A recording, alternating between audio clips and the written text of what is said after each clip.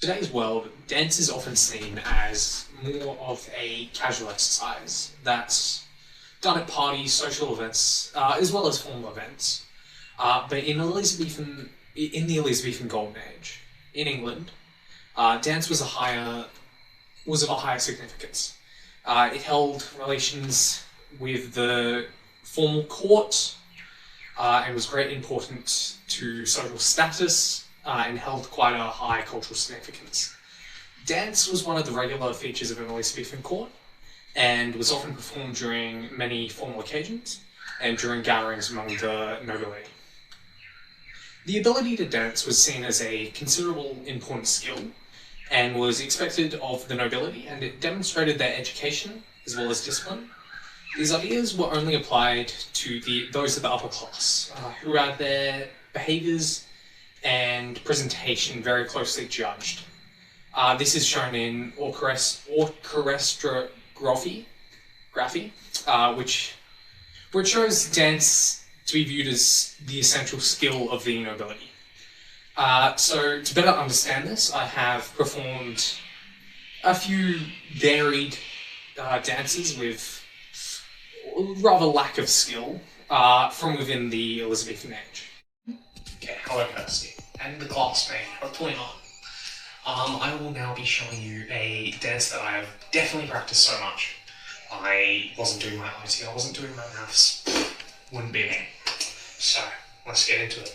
Start by stepping on our left foot. Left foot, step, Right rise up. lower.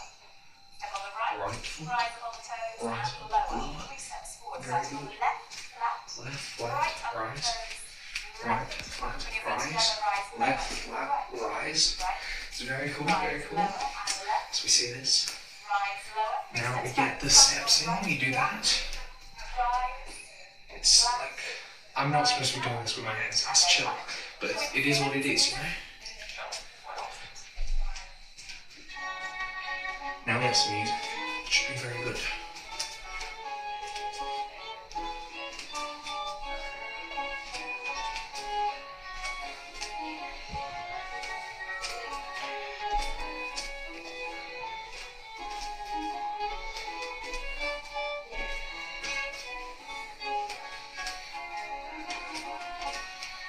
Did the wrong foot there, but you know, it is what it is. And there we go, that's my amazing dance performance. There we go. Most of our understanding of Elizabethan dance comes from a few manuscripts that were kind of like dance manuals of the time. As mentioned before, one of the most important one of these probably, was Orchestrography, which provided me with the details and descriptions of the dance techniques, expectations, especially of that specific time period. These manuals provided me with, I guess, a step-by-step guide that generally covered the posture, timings, and general expected behaviour of those while dancing, especially with relation to how to dance at court. It also emphasised the importance of dancers to maintain their grace and carry proper carriage of their body and their movements while dancing. While other important sources were used, such as Favorito Caroso, who wrote Il Ballerino as well as Nobiliata di Dam. These were written as for the noble class and are some of these manuals that were used to teach them. In Caroso, he talks about the vast importance of modesty and I guess general decorum that needs to be shown when performing these dances, as well as the great importance of following these expected behaviours at court.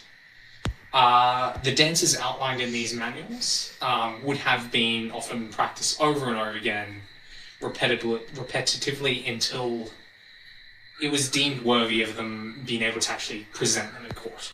Dance was held in a significance in the world of Elizabethan England that was, I guess, beyond what our general view of it is today, which is more of like an entertainment.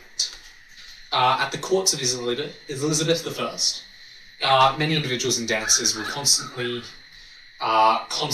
observed closely and judged on their behaviours and skills. With the way a person danced directly, I guess, indicating their status and ability to conform with these expectations at court. Dancers also provided a controlled environment, I guess, for interactions between the young nobility of men and women, and which was often limited in other ways.